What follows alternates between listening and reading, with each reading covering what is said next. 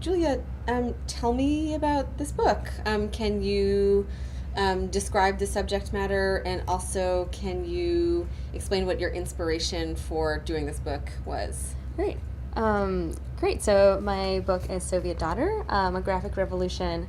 And this goes along with my inspiration as well because I wanted to create a book that was an homage to my great-grandmother, who was a Soviet citizen and was actually born before the creation of the Soviet state. So she was born in 1910 and died in 2010 and wrote these memoirs of her time in the USSR before she died.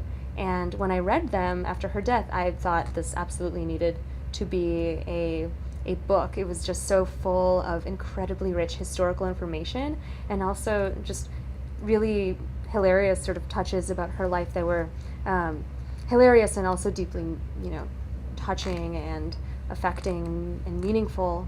So I thought that the range of events that she experienced was very useful as a teaching method, but also as just a story. And I thought it would make for a really great story for people to read. And so I translated her memoirs and translated them into images, into the form of a graphic novel. So why did you decide to do it in the form of comics? Yeah, that's a great question. I had the text, the memoirs, and although the text is in itself quite informative and interesting, there's a lot of silence there. Like, her writing did not go into what she felt about everything she was experiencing. She would say these really horrifying things, like what happened to her family during World War II, and she grew up Jewish and was Jewish, and so there was a lot that happened to her family in World War II. Obviously, I'm not going to ruin it, but she doesn't reflect on these things because it's very much not the Soviet way to reflect in the same way that it is for Americans to really think about their past and come to terms with certain things. More commonly in sort of the Soviet context, you don't discuss feelings, you don't really go in there that much, but I wanted to convey a sense of sort of gravitas in what she was experiencing, and I also wanted to give people a sense of what it was like to truly live there in a really visceral way. And this is where I thought imagery would be the most important thing, as a way of just jumping into that historical period and really feeling what it was like to live there. Great. So maybe picking up on that, can you describe your creative process? How did you compose this book? Can you sort of walk us through that? Sure. It took a few years to settle on a style. A few people might think that cartoonists have their own style and they just sort of carry that with them in anything they do, whereas I think actually everyone has a lot of thought, puts a lot of thought into how they want to represent the particular story that they're doing. And so I went through a couple of different styles and sort of trial and error style, and nothing seemed to be working. And finally, I drew a little mini comic version of the first chapter and went to the Comic Fest Mice. And that's the Massachusetts That's right. Independent Comics Expo. Sorry. Yeah, right. For I didn't those of go. us not as familiar with Massachusetts. Right. I didn't go up to mice and be like, "Hey, little mice, would you like to read my comic?" Although that would be very cute. But no, I went to the Comics Expo in 2012 and had this mini comic and passed it around to a couple of people. And one person that I showed it to was Bob Skoriak, who wrote Masterpiece Comics and just has a book out right now called Unquotable Trump.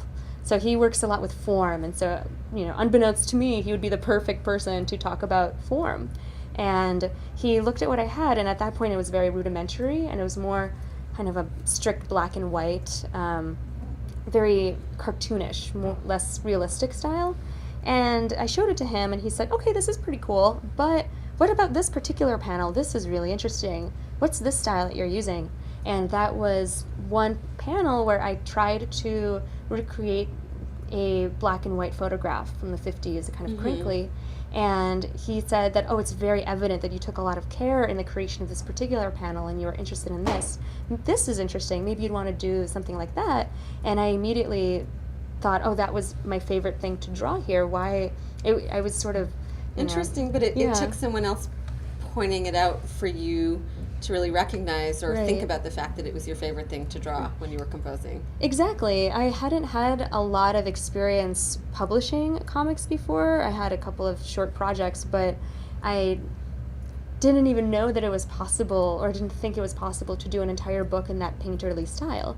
I had seen it, and actually it's not super different from Alison Bechdel's style to a certain extent, but to really translate how I loved to paint generally into comics was something that it just didn't really, I didn't think, oh, I could actually just do this, and then once he said that, I immediately like, yes, actually, this makes so much sense. And so I rethought the whole thing and decided on this painterly style because it had a way of conveying the particular time period, like the sense of a photograph, an old photograph. And there was also something about the style that reminded me of socialist realist posters. Interesting. From the 1940s and 1950s. So I used a lot of reference images from that time that were often very painterly and very kind of almost like realism from the early or mid-19th century, this kind of painterly style. And then, so how long would it take you to compose your pages? Did you write out a script Yeah. and then break down how the pages would work? Can you describe the sort of, how did you actually put the words and images together on the page? Right. It was a ton of trial and error. Almost, I would say 99% of the book was entirely hand-drawn. And so if I screwed something up while I painted it, I would have to just redo the whole thing. And so it took a lot of thought and thumbnailing. And so what I would do is I had the script first. Can you describe what thumbnailing is for people who might not know? It's the creation of tiny, kind of very, very rudimentary sketches. Sort of similar to the creation of films where you storyboard, it's almost like storyboarding.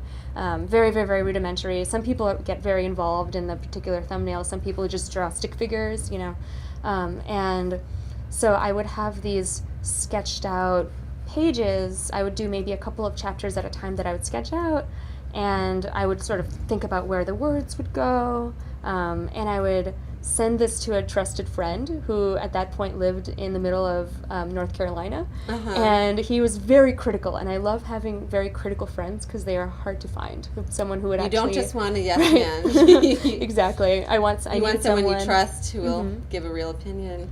Exactly. So what about researching? I mean, you mentioned obviously reading your great-grandmother's memoirs, but did you do other research for the book in libraries and bookstores, obtaining information? How did you go about it? Yeah, absolutely. I did a ton of research. I didn't do the type of research in the sense of making sure that what my great-grandmother said was true, because I took it at face value. So you weren't verifying what she told you? Exactly, because for me it was less important that it actually happened and more important that she thought that this was happening in her life.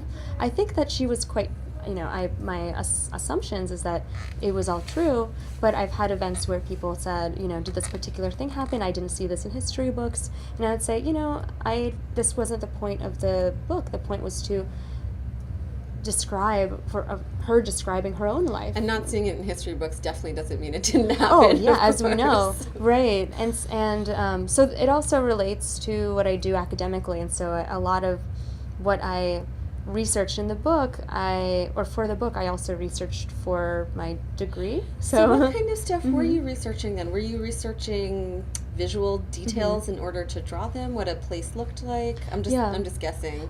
Definitely those, but also the print culture of the period, and just the general popular culture of a period too. So I was really interested, say, in the parts about the 1920s. My great-grandmother would describe going to all of these different clubs and doing things like theater, and so I would also be reading, history texts about the early years of the Soviet Union and the kind of composition of these workers' clubs, and what these kids would be doing, how they would hear about these things. It would just give me more of a sense of not only visual, but just how it was like to experience these things, because that would then inform how I draw them, right? So the kind of historical background was there in order to inform the drawing style, but it also kind of allowed a more sort of well-rounded understanding of the time period that I thought was very important when I was constructing it. It seems really important. I'm wondering, for your writing, what role reading plays, especially as an academic. Right. Does the kind of work you do as an academic, the kind of reading you do as an academic, inform how you write? Absolutely. If anything, it makes it, I think, a little more difficult because it becomes very self-critical and self-analytical, and everything becomes very meta, where I would write a chapter and draw a chapter and then have all of these kind of meta criticisms about the chapter right after I do it, and kind of imagine it being in a weird way being discussed at a panel and being picked apart and criticized for one thing or another thing. But it also means that I'm able to, I think, draw connections to other texts, and that's something that I do in comparative literature, is draw sort of cross-national or cross-disciplinary connections from one thing to another. And I'm lucky in that I'm able to do this with my own work as well, so I'm able to inform your own work, it. which is cross-disciplinary. Even the sort of form of a comic is cross-disciplinary. Right, exactly. So I'm trying to combine the two more. I just finished a 8-page comic about Walter Benjamin, and this is something that Wow, I can't wait to read it. Yeah, it's actually published. Academics the world over will be thrilled. Yeah, I love him. We'll talk about him. But it's published this month in the Paper Brigade, which is a sort of new Jewish journal, Jewish culture journal. I can't wait to get it. You didn't tell me. Yeah, it's just very new. Run out and get it. It's very new, but so I'm trying to bridge the two more, and clearly academia influences me a lot when writing it, and so it's not just, I'm not just reading works written in the Soviet Union, but also works about the Soviet Union, and I'm able to go to conferences and things where these things are explained in depth, and I'm very lucky in that sense. Right. How would you say your creative voice is influenced by what you read? I think most people would say they're very influenced by everything they read. I wanted to explicitly refer to a lot of things in this book specifically, where there's just a lot that I really love about certain aspects of Soviet culture and art. So I truly just love 1920s Soviet avant-garde art and film, and I wanted that to be conveyed in the book in a I think more subtle way, and so I included these sort of Easter eggs of different films and different scenes, and actually sometimes people catch them, like tomorrow I'm doing a panel on Vertov, and the discussant, John McKay, caught one, and he emailed me and said, An academic panel? Yeah, right. Will you explain an academic panel at? An academic panel at ACEERES, which is the Association for Eastern European and Eurasian, Association for Slavic and Eastern European and Eurasian Studies. Tomorrow, that was hard, in downtown Chicago, and so I'm here also for this other panel presenting a paper on a 1920 Soviet filmmaker, Itzhak Vertov, and the discussant for this panel saw a reference to Vertov in the book, and so we had a fun exchange where he tried to look through a couple of different pages to find other references. Wow, Easter eggs for academics. Right. So before we get to the last question, I just wanted to ask you to sketch out, again without giving anything away, which is something you mentioned before, the plot of this book. So what's going on in this book? Right. I should have explained this in the beginning. But so 80% of this book is straight from my great-grandmother's memoirs, and you get a sense for her life, and her life was pretty extraordinary. She grew up in a poor Jewish family in Ukraine, and most of her life she lived in Kiev. What year did she get born? So she was born. What year did she appear in the world? She arrived in the world and appeared in 1910. And so she was pretty young when the revolution happened, but still, understood as a 7-year-old what was going on, and it affected her quite a bit. And she became radicalized by the time period and by various people in her family and her friends, and became very involved in politics. And I joined the Communist Party and ended up becoming a secretary for what became the KGB. At that point, it was the NKVD. And so she was very, very connected to the government and had all of these ambivalent feelings about what she was doing. And there's a kind of interesting section in the book where she knows that something is amiss in the government and people are disappearing, but she has to persevere nonetheless. And so she had this incredibly vital role, although it wasn't, she didn't have that much power, but she was very involved in the system, the communist system. But besides this, she was also extraordinary in other ways. She was a volunteer nurse during World War II and became a lieutenant in the Red Army. So she was definitely a proto-feminist before the word feminist could be used, at least in the Soviet Union. She really just, her very persona kind of embodied what it was like to be a feminist, where she did not care what other people thought about her. She really worked with her own set of morals and ethics, and was very strong, just a very, very strong person that I looked up to growing up. And she and I were very, very close, and so I wanted the book to convey this closeness that we have and the sense of connection, because I really did feel closer to her than any other member of my family. And so about 20% of the book is more from my own perspective. So 80% is straight from hers. So you're a character in the book. Right, exactly. So I have what I call interludes between each chapter, and the interludes are from my own voice and are about either the process of thinking about her life and thinking about my experiences with her, but it was also about the experience of immigration from the USSR to the United States in 1992, what it was like as a Russian speaker with someone holding these two cultures of Soviet and American in sort of one brain, and what that was like. And much of it is also about what it was like for Lola growing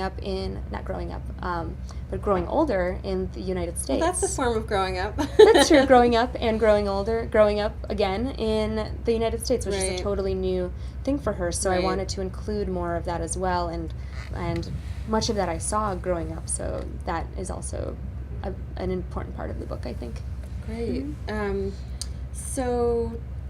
To conclude, and speaking of people that you look up to, I was hoping that you could name 3 books that you think everybody should read. All of the books. No, but outside all of the books. So I decided to pick 3 books of completely different genres because even though this is a comic, I thought, all cartoonists are also influenced by things that are not comics, although it is important to read them. And so I picked my personal favorite comic, or one of them, which is Fun Home by Alison Bechdel, which has this really lovely watercolor style. And Bechdel talks about and draws about her experiences growing up with a father who did not come out but was gay, and her coming upon this knowledge while she herself was also coming to terms with her own sexuality and her homosexuality as well. And so it's incredibly touching and important to read, and also now an incredible musical. So so I thought that especially for people that haven't read a lot of comics, I thought it was a great kind of introductory comic to understand that it's not just superheroes. There are increasingly many nonfiction and important nonfiction works. Yeah, which is what you work on. Which is what I study. Yeah, and I also thought, this was extremely important for the book and for me, but my favorite poet and my great-grandmother's favorite poet is Vladimir Mayakovsky, so I decided to include him on my list, and this is a really great translated version of his poems where you really get a sense of Who's the translator? Who is the translator? Max Hayward and George Reevy. I did not know that beforehand, but this is a great edition because it has Russian on one side and English that on the is other. great. And you get, this page doesn't have a lot, but often he plays a lot with form, and so you get a sense of what it looked like in the original. That's great. Yeah, which is really rare where you have, so like here, you can sort of see how differently the form works in this setting, and how differently he might have read this Right. out loud. There's also a page in my book where I just decided to draw Mayakovsky with a sort of splash panel behind him of a Mayakovsky poem written like in cursive font, just as an homage to him and also to my great-grandmother's love of him. Actually, her memoirs were titled "Of Time and of Myself." She wrote it on the front page of these loose leaf pieces of paper, and it comes from a poem from Mayakovsky. Wow. So she just really loved him. So what's your final recommendation? Yeah, is the previously mentioned wonderful aesthetic philosopher Walter Benjamin. So this is a great collection of his writings, my favorite collection that just has a lot of really wonderful I haven't essays. seen that edition. I have really? the dog-eared copy of the edition mhm. that has the yellow cover Oh, with I a don't have photograph that of one. him. Oh, I don't have that one. This is the first one I saw. I just love the modernist kind of, the modernist cover. But they're constantly coming out with new versions of this, and as I said, I recently wrote a page sort of, it's a graphic narrative book review of a few books on Walter Benjamin, but also about his life and his influence. And his work just influences me so much.